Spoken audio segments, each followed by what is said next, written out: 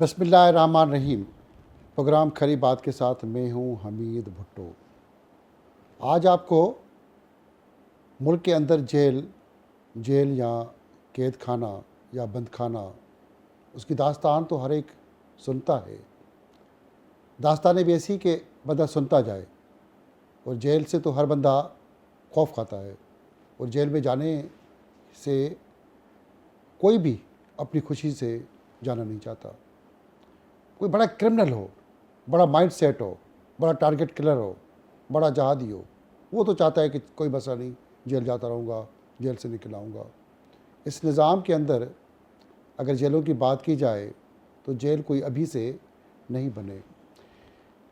दुनिया के अंदर जेलों की तारीख़ पे बात करें तो बाइबल एक मुक़द्दस किताब है, जैसे हमारे मुक़द्दस किताब हैं उनमें से एक बाइबल भी मुक़द्दस किताब है। उसमें भी जेल या कैद खाना या बंद खाना का ज़िक्र है। हज़रत यूसुफ़ अलैहिस्सलाम मिस्र के जेल में कैद रखा गया, उसका ज़िक्र बाइबल में आता है।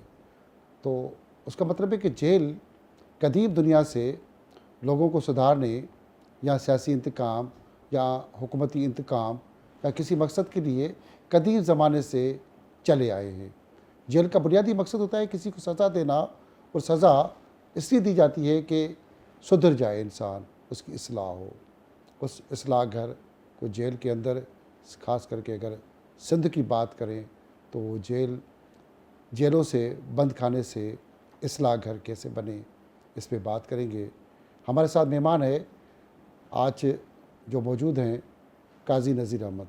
काजी नज़ीर अहमद 6 जून 1969 काजी गुलाम अली के घर शिकारपुर में पैदा हुए। काजी गुलाम अली एक लिखे पढ़े इंसान थे, और काजी नज़ीर अहमद ने इब्तदाई तालीम अपनी इलाके काजी महला में ली, और मैट्रिक लाड़काना के पायलट स्कूल में अपने बड़े भाई के साथ रहते हुए मैट्रिक पास की। फिर डिग्री कॉलेज लाड़काना में इंटर पास की। 1997 में तालीम मुकम्मल करके डिप्टी सुप्रिटेंडेंट जेल के बने। तो काजी नज़ीर साहब, आपकी मेहरबानी कि आज आपने हमारे प्रोग्राम खरी बात के लिए वक्त निकाला। बहुत सारी खरी बातें करेंगे, जेल की कहानी, जेल की दुनिया और जेल के किस्से। जेल में तो कोई जाना पसंद नहीं करता, डरता है बंदा। आप जेल में क्यों चले गए कि और जेल में अंदर घूमते रहे, फिर जेल से बंदा डरता है, तो आपने जेल की नौकरी क्यों पसंद की?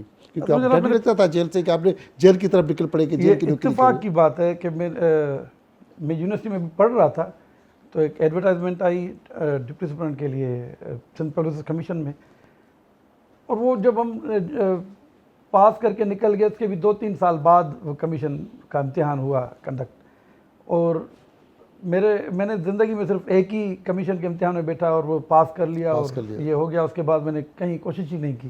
पहले कभी जेल देखा तो नहीं था जाके कि जेल कैसा कभी होता भी है? नहीं, कभी नौकरी जेल की मिल गई? कभी भी नहीं। तो पहली कहाँ पोस्टिंग हुई आपकी? मेरी पहली पोस्टिंग सक्खर सेंट्रल जेल में। सक्खर से, गांव से करीब ही? गांव के करीब, बिल्कुल। ये मुझसे ऑप्शन जब लिया गया कराची में पोस्टिंग या सक्खर, तो मैंने कहा सक्खर, क्योंकि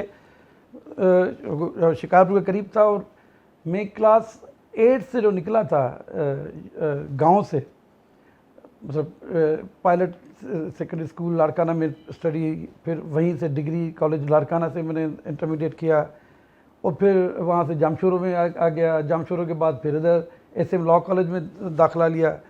तो मतलब अपने जो गांव के साथ मैं थोड़ा सा दूर हो गया था, तो मेरा ये ऑप्शन था कि उस तरफ आप आ गए। और सक्खर का जेल तो वैसे ही पुराना जेल है, 1936 में सक्खर का जेल बना। और जेलों की सिंध की बात करें तो 1897 से कराची का सेंट्रल जेल अंग्रेज़ों के दौर से बना हुआ है। उससे पहले भी सिंध में जेल रहे, जो बाज़ाब्ता जो तख्तियाँ लगी हैं, उसकी बात करें तो सिंध की जेलों की हिस्ट्री क्या है, कब से ये चले हुए हैं? 22 जेल अभी भी मौजूद है, 4-5 और जेल आप बना भी रहे हैं, फंक्शन होने वाले हैं। 1843 में अंग्रेज़ आए, अंग्रेज़ों ने सिंध पे कब्जा किया, तो उनको एकदम से एक जेल चाहिए थी।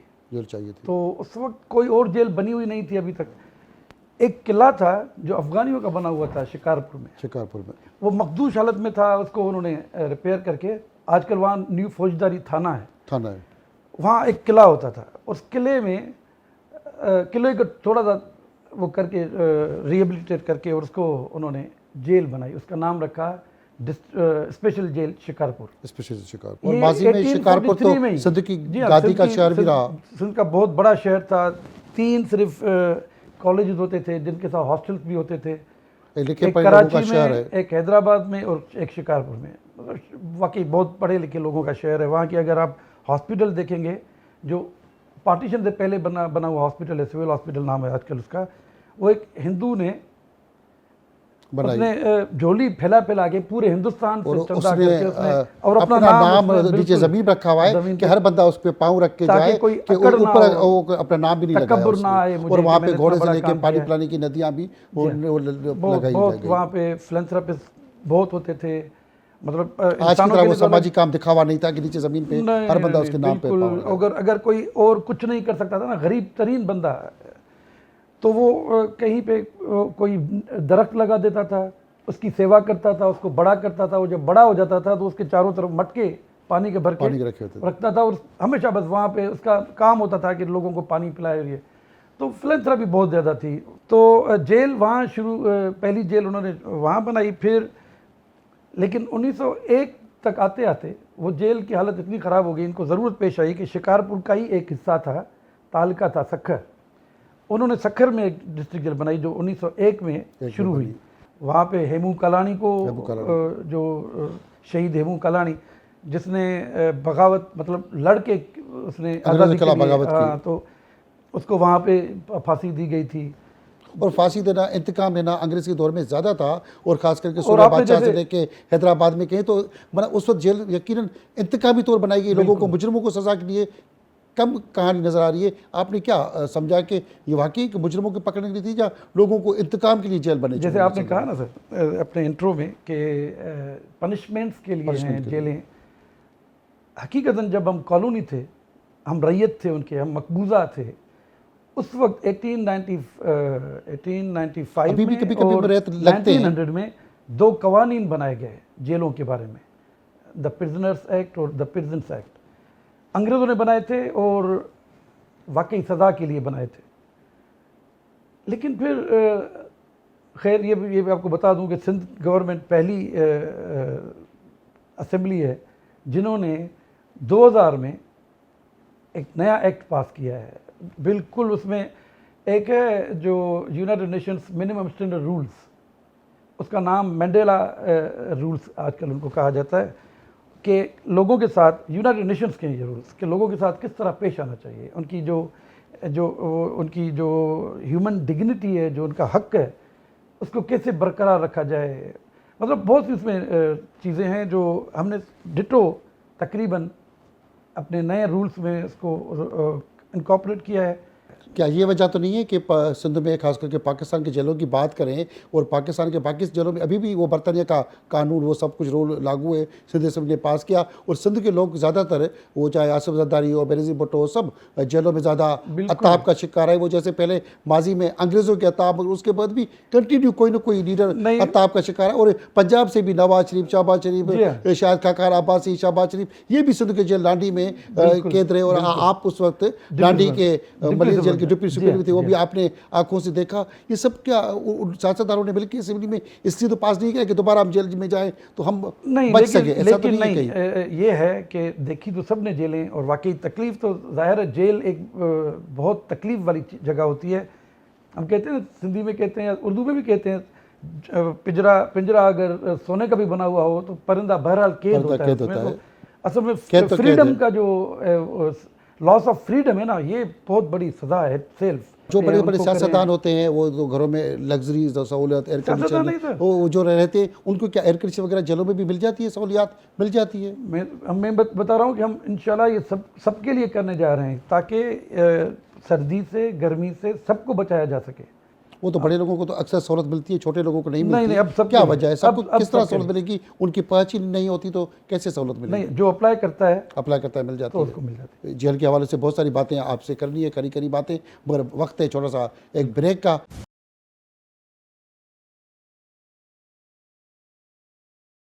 प्रोग्राम खरी बात में IG जेल खाना जात सिंध काजी नज़ीर अहमद से बात चल रही है। कैसा जेल होता है, जेल वो चाहे कैद बंद, जैसे आपने कहा कि सोने का पिंजरा बना के या सोने का महल बना के किसी को दिया जाए, मगर आज़ादी छीनी जाती है। जेल इसलाह घर सिंध में बने, क्या वाकई लोगों की इसलाह हो रही है? जो अभी भी जेलों के अंदर वही सारी चीज़ें, लोगों का माइंड चेंज नहीं हो सका, सिर्फ नाम का इसलाह जो चेंज हुआ है, जो असेंबली से बिल पास होके एक इस्लाही घर में जेल खाना जहाँ से तब्दील हुआ, कि वाकई मुतमिन है कि इसलाह हो रही है? मुतमिन तो आप नहीं कह सकते, क्योंकि इस्लाह ये मतलब इसकी गुंजाइश तो हर जगह हर वक्त होती है। जो महज़ब मुल्कों में जो जेलें हैं उसमें भी बहुत सी इस्लाहात की ज़रूरत है। तो इस्लाहात तो हमेशा होती रहेंगी और वक्त के साथ आती जा रही हैं अल्हम्दुलिल्लाह। जो हमारी, जब मैंने ज्वाइन किया था फॉर एग्ज़ाम्पल जिस वक्त, तो उस वक्त मिसाल के तौर पे खाने का मयार हमारे रूल्स में लिखा होता था कि वो सब्ज़ी पकेगी जो मार्केट में सबसे सस्ती है, वो दाल पकेगी जो सबसे सस्ती है, चावल बिल्कुल टोटा, मतलब ये नहीं कि फुल चावल गैर मयारी किस्म का खाना पकता गैर रहता है। मयारी। अभी क्या गैर मयारी खाना नहीं है कि नहीं, मयारी अब हो गया? क्योंकि अभी भी लोगों की शिकायत है कि खाना गैर अब मयारी मेरे मिलता ख्याल में है। आप नहीं सुनते होंगे इस तरह की शिकायत, आपने तो कब बहुत सुनी सारे होगी? बहुत सारे आवाज़ें तो मारते रहते नहीं, हैं। मेरे ख्याल में आप गलत कह रहे हैं, क्योंकि प्रोपेगेंडा है। ये प्रोपेगेंडा भी नहीं कह सकता, लेकिन बहरहाल ये है कि हमने ये किया है पहले रूल्स। अच्छा, मेन्यू बनाना मेरा अख्तियार है। जी हाँ, वीकली एक मेन्यू होता था पहले, अब हमने उसको फोर्टनाइटली मेन्यू किया है ताकि उसमें वैरायटी हम शामिल कर सकें। उसमें अब हमने हलीम, चिकन हलीम, बीफ हलीम, पकौड़ा कड़ी, मतलब इस तरह की कई चीज़ें हमने नई इंट्रोड्यूस की हैं जो पहले कोई सोच भी नहीं सकता था ना। निहारी है, हलीम है, बिरयानी है, बिल्कुल तो इस तरह की बहुत सारी चीज़ें मैं देख रहा था जी हाँ। कि वो आप खाने में और मेन्यू उसका में दे रहे हैं। स्टैंडर्ड तो चेक ये सभी कीजिएगा। लोग देखिए, इतने जायकेदार खाने सुन के लोग फिर कहती नहीं बनेंगे कि हम जेल में जाके सुने बाहर तो खाना मिल नहीं रहा, मुख्तलिफ समाजी तंजीमें हमें फुटपाथों पे खाने खिला रही है, तो लोग तो जाएंगे तो नहीं। मैंने आपको पहले ही कहा कि जेल खाना, जैसे आपने, हम तीसरी दफ़ा ये लफ्ज़ इस्तेमाल कर रहा हूँ, पिंजरा सोने का हो तो भी बहरहाल पिंजरा है। आपका घर इससे हो सकता है उसमें कई गुना कम सहूलतें हों, क्योंकि हमारे अवाम के पास भी, हम एक गरीब मुल्क हैं, तो इससे भी बुरे हालात में रहते हैं ना, लेकिन उनको वो बुरे हालात अच्छे लगते होंगे अपने घर में, क्योंकि आज़ादी है वहाँ पे। कहीं ना कहीं कोई ठेकेदार डंडी तो नहीं मार देता कुछ जेलों में जाके खाने आप में? जाके खुद चेक कर लीजिएगा और देखिएगा, अचानक जाइएगा किसी भी जेल में जाइएगा और अच्छा मयार है खाने का, अगर ना हो तो मुझे बताइएगा। खाने के मयार के हो तो यकीनन दिखाएंगे यहाँ पे मौजूद। और जेलों के अंदर बहुत सारे लोग जो हैं वो हुनर भी सीख रहे हैं, फाइन आर्ट्स भी सीख रहे हैं, म्यूज़िक भी सीख रहे हैं, IT भी सीख रहे हैं, कंप्यूटर भी सीख रहे हैं। ये किस तरह आइडिया हुआ कि लोगों को हुनर सिखाएं? रिवायत हम करते आ रहे हैं शुरू से ही, ख़ासतौर पे सेंट्रल जेल्स में, और अब तो हम कह रहे हैं कि हर डिस्ट्रिक्ट जेल में भी हो। बल्कि हमने स्ट्रेफ्टा वालों के साथ मिलके एक MOU साइन किया है। उसके बाद में मोहम्मद अली मलिकानी साहब जो वज़ीर साहब हैं, उनसे भी जाके मिला, और हमने अब ये किया है कि हर जेल में वो स्ट्रेफ्टा का एक सेंटर बनेगा। जेलों के अंदर लोग अक्सर मंशियात भी ले जाते हैं, कभी चाकू, कभी खंजर, कभी क्या, अभी बहुत सारी चीज़ें सक्कर जेल और बाकी चीज़ों में जगहों पे आप लोगों ने निकलवाई। बड़ी सर्च ऑपरेशन दोबारा शुरू हो चुका है। कुछ अर्सा पहले अगर हालिया की बात करें तो बहुत सारी जेलों में आपने ऑपरेशन कर दिया, तो बहुत सारी चीज़ें निकल रही हैं, चाकू, खंजर, छुरियाँ, पता नहीं क्या क्या लोग निकाल रहे हैं। तो ये सब कैसे पच जाता है? लाइटर, स्पीकर, साउंड, ये कैसे पच रहे हैं सारे जो आप अभी ऑपरेशन से निकला? मसला है ये मसला सिर्फ सिंध की जेलों का या पाकिस्तान की जेलों का नहीं है, पूरी दुनिया में। अब बहुत सारी दुनिया की जेलों में गए भी हैं, लंदन के शहर में जो जेल है उसमें से भी कभी कभी इस तरह की चीज़ें कभी कभी नहीं, अमूमन निकलती रहती हैं। तो उसमें फिर थोड़ी देर हमारी अपनी जो उधर ऑफिसर्स हैं उनकी भी कोताही होती होगी, और वो भी कई तरीके हैं अंदर स्मगल इन करने के तरीके हैं। फॉर एग्जांपल मैं अपनी मिसाल दूँ, मैं कराची सेंट्रल जेल पे सुपरिटेंडेंट था, तो जो तलाशी वाला आया सालन थैली में पड़ा हुआ था, पता नहीं उसने कैसे पता चलाया, उसने नली दिखाई, बोटी नली थी, नली में बाकायदा वो नली गुदा पड़ा हुआ था, लेकिन अगर आप गुदे को निकालें तो नीचे अंदर एक थैली पड़ी हुई थी हीरोइन की। माँ लाई थी इतनी मेहनत करके हीरोइन भर के, फिर दोबारा उसमें नली भरी, मतलब गुदा भरा, और माँ अपने बेटे के लिए लाई थी। तो मतलब कभी अंदर ख़त्म नहीं करती? जो मंशियात के आदी लोग हैं जेल में जाके उनकी मंशियात आदत ख़त्म नहीं हो पाती? काफ़ी ख़त्म हो जाती है, क्योंकि इलाज भी आप करवाते हैं। मुनशियात के आदी लोगों को अमूमन मली डिस्ट्रिक्ट जेल ले जाते हैं, तो वहाँ पे बाकायदा उनका इलाज होता है, स्क्रीनिंग होती है। फिर उनमें जो टेंडेंसी होती है अमूमन, क्योंकि अनहेल्दी यूज़ करते हैं ना बाहर से सिरिंजेस ये वो, तो बीमारियाँ भी लाते हैं। यहाँ आके कोई मुनशियात का आदी बनता है, ये बिल्कुल गलत है, क्योंकि ये पॉसिबल नहीं है। 300 से ज़्यादा सिंध के मुख्तलिफ जेलों में बच्चे मौजूद हैं, जिसमें 50 से ज़ायद ऐसे बच्चे हैं जिनका कोई कसूर नहीं, कोई उन्होंने गुनाह, कोई जुर्म, कोई मुजरम नहीं है। तो ये क्या वजह है कि अपनी माओ की वजह से किसी माँ किसी मंशियात के किसी मसले में सिंध में 50,000 बच्चे, कोई मुजरम नहीं है, पर उनके लिए क्या हो रहा है, कोई वो क्रिमिनल नहीं है, उनका क्या मुस्तकबिल होगा, उन बच्चों का क्या कसूर है? ये 50 वो हैं जो सिंध की सारी जेलों में मौजूद है। वुमेन प्रिजन्स हैं, उनमें जो औरतें हैं तकरीबन वो 300 ये 250-300 हैं इस वक्त। तो उनके साथ वो बच्चे जो 3 साल के, 2 साल के, 1 साल का, 6 महीने का, मतलब छोटे बिल्कुल बच्चे होते हैं, जाहिर है उनका कोई कसूर नहीं होता। लेकिन फिर माँ के अलावा वो कोई ऐसे इदारे बने हुए नहीं है कि वो उनको सपोर्ट करें, या ऐसी माएँ होती हैं जिनको अपने घर वाले भी सपोर्ट नहीं करते, समाजी इदारे से सब वायदा नहीं हो रहा आपका, समाजी इदारा या उनकी अपनी फैमिलीज नहीं देना चाहते, वो माएँ खुद देना नहीं चाहती। जी हाँ, तो ये फिर मजबूरी है। ये अप टू 6 ईयर्स हम उनकी एजुकेशन हो रही है, उनकी एजुकेशन ज़बरदस्त लर्निंग सेंटर्स बने हुए हैं।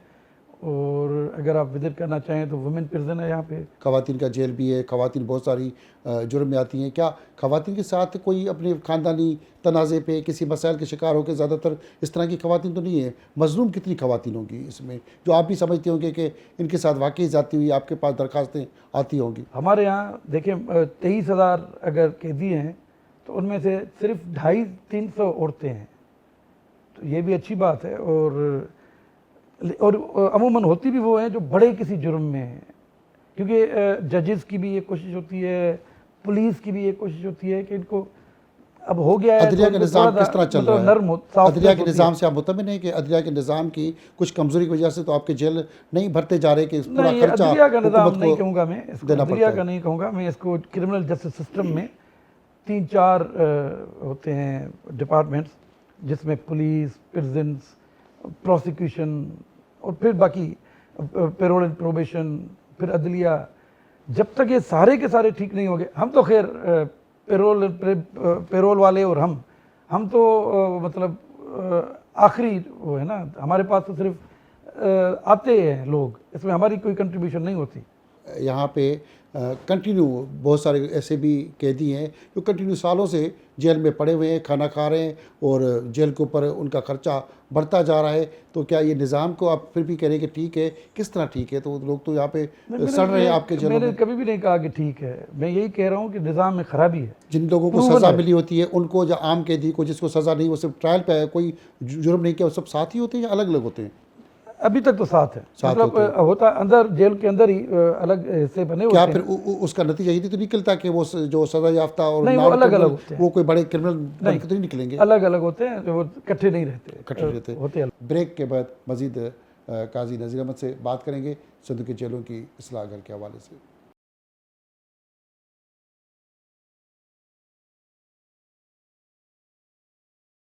प्रोग्राम खरी बात ब्रेक से पहले आईजी जेल खाना जात काजी नज़ीर अहमद से बात हो रही थी। सिंध के जेल वाकई जेल है जहाँ कैद खाना है, जहाँ बंद खाना है, जहाँ इस्लाह घर बन गए हैं। कैसे आप दुनिया के अंदर अगर देखें, बहुत सारे जेलों के अंदर कैदी जो जाते हैं किसी ऐसे जुर्म में जहाँ पे वो सब रहते हैं, जैसे हमारे पास सियासतदान, ब्यूरोक्रेसी, अफसर, बहुत सारे कैदी आते हैं जो उनके केस अलग है, जो अफोर्ड कर सकते हैं, पर उनको जेलों में बी क्लास सहूलियात, एयर कंडीशन, लग्जरी बहुत सारी मिल जाती है। वो चाहते हो ना चाहते फिर उनकी पेट्रोल गाड़ियाँ अस्पतालों में ले जाना, बड़ी सहूलियात मिल जाती है। दुनिया के अंदर सारी सहूलियात के भी पैसे लिए जाते हैं, उन पर फ़ाइन लगा जाता है, वो चार्ज ली जाती है कि जी आप पे इतना खर्चा हुआ, आपने ये देना है। दुनिया के आधे ममालिक में ये हो रहा है। क्या सिंध के जेलों में ऐसा हो रहा है? नहीं, सिंध की जेलों में कैदियों से पैसे इसलिए कि आपको हम बी क्लास फैसिलिटी दे रहे हैं, तो मतलब ये कोई इस तरह है नहीं। पहले ये होता था, ये जो मैंने अभी नया कानून का बताया मैंने आपको, उससे पहले ये होता था कि डिस्क्रिशन होती थी सुपरिटेंडेंट की या आईजी की या होम डिपार्टमेंट की या फिर कोर्ट की, कि जिसको चाहें वो बी क्लास समझ के इसको बी क्लास चाहिए, इसको देना चाहिए, इसको ये कॉमन क्लास में रहे। अब हमने ये किया है कि जो भी ग्रेजुएट है, कुछ शराइत हैं बी क्लास फैसिलिटीज़ लेने की। कोई टैक्स पेयर है, कोई किसी ने कोई चुना हुआ नुमाइंदा है या रहा हो, या कभी ऑफिसर रहा हो 17 एंड अबव ग्रेड का या 16 ग्रेड का भी,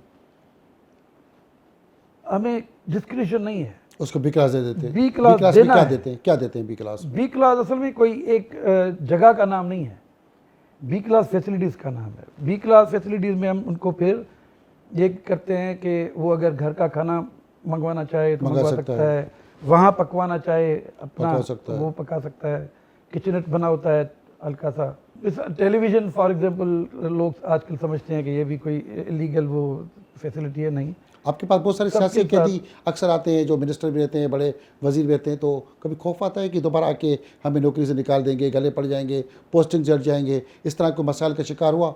कई लोगों से मेरा वास्ता पड़ा है, वो भले सियासतदान हों, कोई रियल क्रिमिनल्स हों या बिल्कुल बेगुनाह लोग हों, सबसे वास्ता पड़ा है। लेकिन ये कि वो उनसे कोई डर लगे फिर तो मुझे नौकरी करनी नहीं चाहिए। अगर प्रेशर आता है कि बहुत सारे माजी में भी ऐसे प्रेशर बहुत सारे जेल डिपार्टमेंट के अफसरान के ऊपर आता है कि वो जो मुखालिफ पार्टी के लोगों को मार दो, क्या आप लोगों के ऊपर प्रेशर आते हैं ऐसे कि मुखालिफ पार्टी के लोगों को मार दो? और ऐसे वाक़यात हुए भी हैं जेलों के अंदर बहुत सारे। देखिए, इंडिविजुअल टू इंडिविजुअल वेरी करता है, लेकिन मेरा अपना ज़ाती बिलीफ है। और उसके अलावा आजकल मैंने जो भी अपने ऑफिसर्स को मैं देखता हूँ, इस तरह कोई ऐसा नहीं है जो किसी के कहने पे किसी से ज्यादती करे। अगर मैं किसी के प्रेशर पे में आ जाऊं या हमारे ऑफिसर्स प्रेशर्स में आ जाएं, प्रेशर तो फिर भी आते होंगे ना बहुत सारे, क्योंकि हजारों कैदी जो हुकूमत में बैठे हुए, तकरीबन इसमें से 70% तो जेल में जा चुके हैं, किसी न किसी जेल में रहे हैं। आपके सामने टकराव तो होता रहा है। टकराव होता है सर, प्रोफेशनल जब आप ड्यूटी दे। बहुत सारे ऐसे वजीर भी रहे जो आपके वजीर बन गए, वो आपके साथ पहले देखें इस तरह तो कैदी थे। बहुत से बड़े हाई प्रोफाइल प्रिजनर्स जो बहुत डेंजरस ऑर्गेनाइजेशंस के हैं, फिर तो उनसे भी हमें डरना चाहिए। जहादी जो मुख्तलिफ तंजीमें आती हैं वो जेलों को तोड़ने की प्लानिंग करते हैं। सरंगे भी किसी दौर में कराची के सेंट्रल जेल में बन गई, पीछे से रास्ते भी खुल गए, तो ये किस तरह बनी और क्या कौन सा उसमें लोग मलविस थे? क्या जेल डिपार्टमेंट के लोगों के बगैर तो ये तो नामुमकिन है कि ऐसे आके इतनी खुदाई हो जाए। सुरंग आ रही थी जेल के बाहर, एक कॉलोनी है, कॉलोनी थी, और उस कॉलोनी में भी जो फ्रंट वाले घर थे उसमें नहीं, पीछे वाला घर पीछे से आ रहा था, उसमें से उन्होंने सुरंग लगानी शुरू की थी। और अल्हम्दुलिल्लाह वो पकड़े गए थे बाद में, और नाकाम हुई। मतलब ये अगर कामयाब हो जाती तो बड़ा नुकसान होना था। अल्लाह ने जेल तोड़ने की सिंध में कितनी बार कोशिश हुई है? कई दफ़ा। सखर का जो की जेल टूटी 1986 में, या अभी कश्मीर में रावला कोट में जेल टूटी, या बन्नू, डेरा गाजी खान, ये जेलों में दुनिया भर में ये होता रहता है। हमारी कोशिश ये होनी चाहिए कि उसको हम सिक्योर करें अपने कैदियों को भी। और सिंध में कितने लोगों को पाकिस्तान बनने से अब तक सूली पे लटकाया गया है? सूली पे लटकाना कोई अच्छी बात नहीं है, लेकिन